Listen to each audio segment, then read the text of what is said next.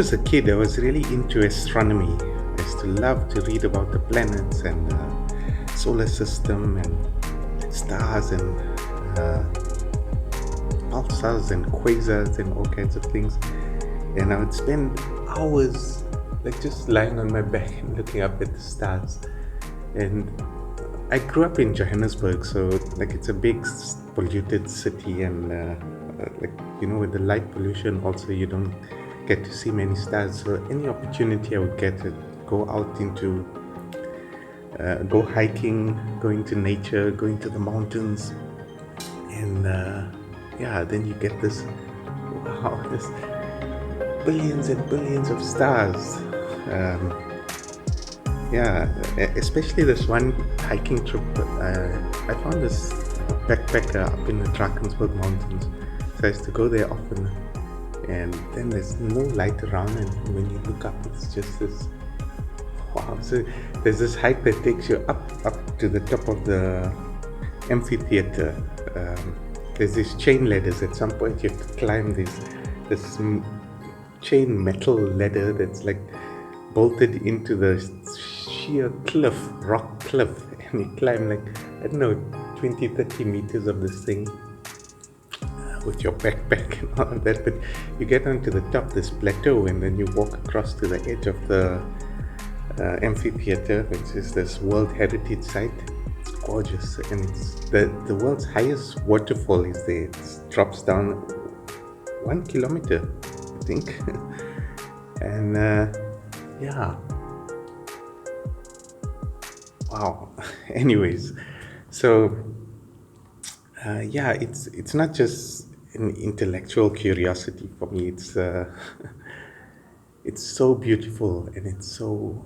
But then comes Hubble telescope. So we scientists, humanity, okay, Americans, NASA, put a telescope into space that's this powerful telescope that can look at these distant galaxies and nebulae, and it's named after Hubble, who is the guy who first imagined and first realized that the universe is far bigger than we can ever imagine, that the stars we see are just inside our own galaxy, and beyond that there are galaxies and galaxies and nebulas. So Hubble sent us these gorgeous images, exquisite. And now, a few months ago, I discovered that the James Webb Space Telescope, even more powerful than Hubble, is sending us new images. I'm so excited I got into to look at these new images. And so, like, one of the exciting things about Hubble is they say that, like, you can take a tiny little spot of darkness that you can look at, and then point Hubble at that, and when you do, you see that it's filled with galaxies and heavenly objects. And yeah, so now James Webb is so powerful that if you look at the small little dark space in the Hubble image, suddenly you see more and more galaxies and galaxies, and so billions and trillions and unknown infinity of galaxies and nebula and all these mysterious and extraordinary and huge things. And so James Webb was designed to look to the edge of the universe, what scientists have calculated mathematically to be the edge of the universe. So like collecting light from all these galaxies, they see that the light is redshifted. So you know the way a car moving towards you goes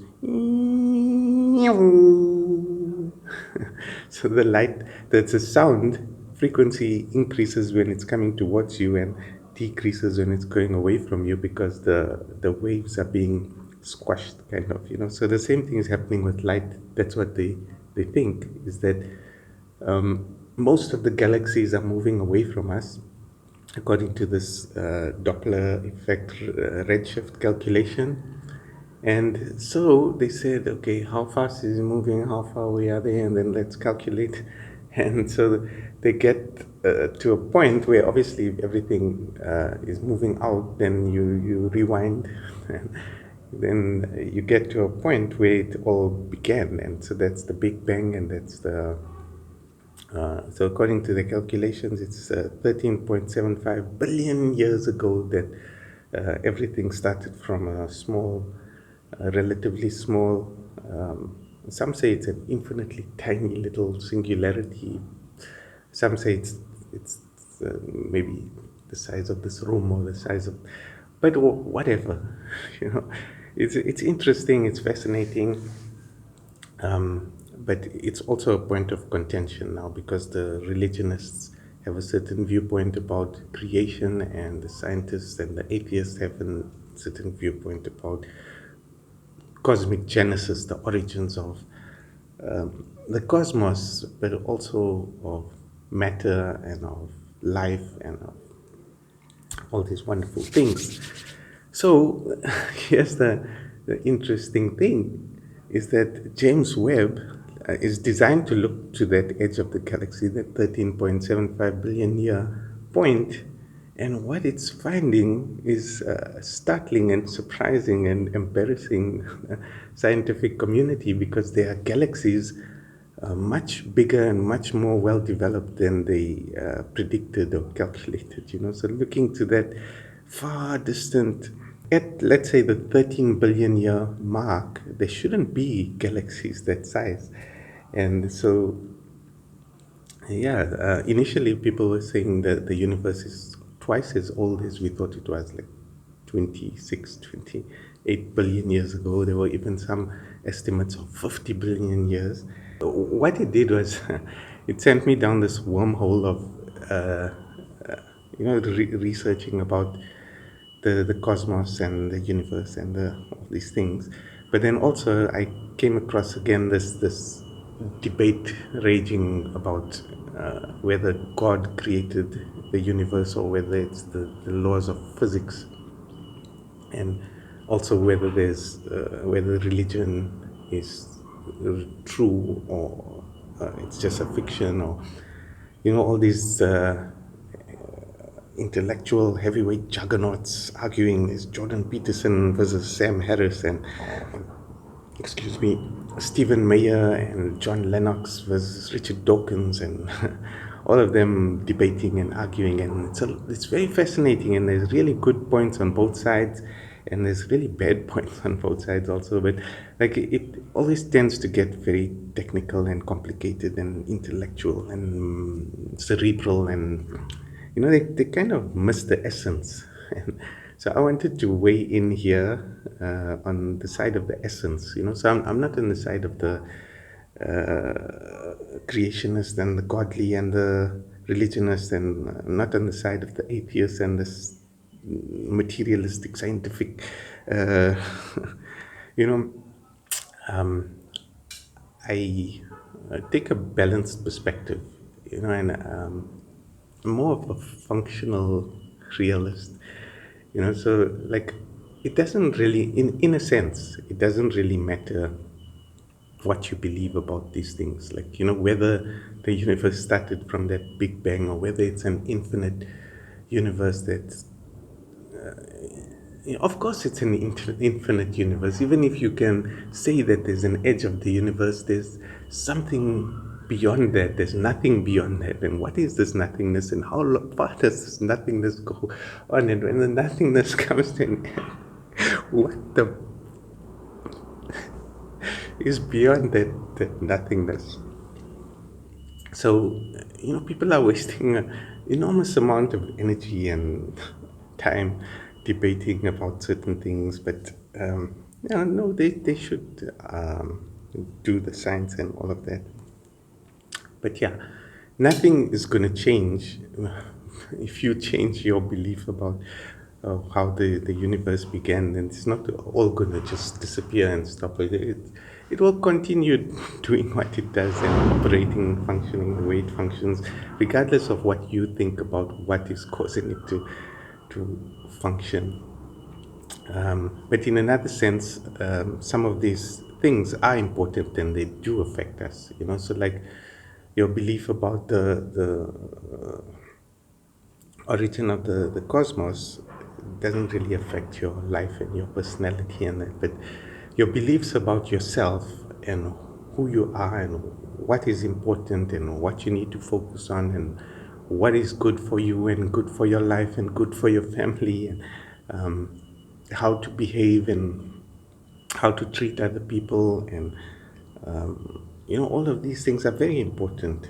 So yeah, in a sense it's a false dichotomy, but in another sense it's important to have these different perspectives that science and religion gives us. Why block out a whole very well developed region of human knowledge and just focus on one aspect? And even what certain people are doing is that they are not looking at the totality of science because they have a certain limiting belief system or ideology around their unbelief or their atheism, and so that limits their understanding of science because they won't take any viewpoint that they consider contrary to their so they're blocking out, and they're looking like, I find that a lot of these guys who are very intellectual sounding in these debates, they have a very superficial understanding of the science itself, the science of evolution and genetics. Yeah, but yet the religionists also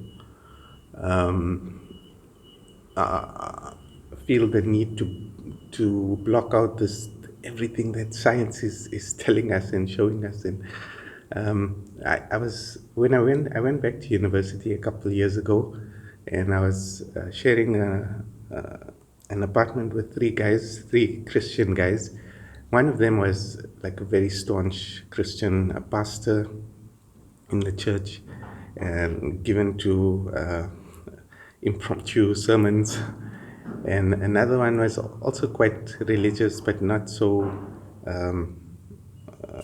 Okay, anyways, so we would often have these discussions, and like I would go with them to church on Sundays, and so they knew I was coming from a good place. But yeah, when we got to talking about evolution, then there was just this resistance, like, and even like mockery. And so I said to them one day, like, you guys use the stove to cook your food, you're using electricity, you use the lights, you use your mobile phones and the internet, and it makes your life easier, it's convenient, it's amazing, it's extraordinary, and so you never stop to question science. But now when we're talking about the origins of life, suddenly all these scientists are just confused and deluded. They don't know what's really going on, but you know better than them. The religious, the biblical picture, the Adam and Eve mythology is not an origin of life story. It's not a scientific analysis. It's a mythological, symbolic depiction of the human condition, and so it's not the same thing. And the biblical 7 days of creation, a day is a cycle. The Bible itself tells you that a day in the eyes of the Lord is 1,000 years in your reckoning. But there are other greater cycles, so a day could be 1,000,000,000 years, and so there are these epochs of creation. So anyways, that's just to frame the discussion. So there's a lot more to get into, and yeah.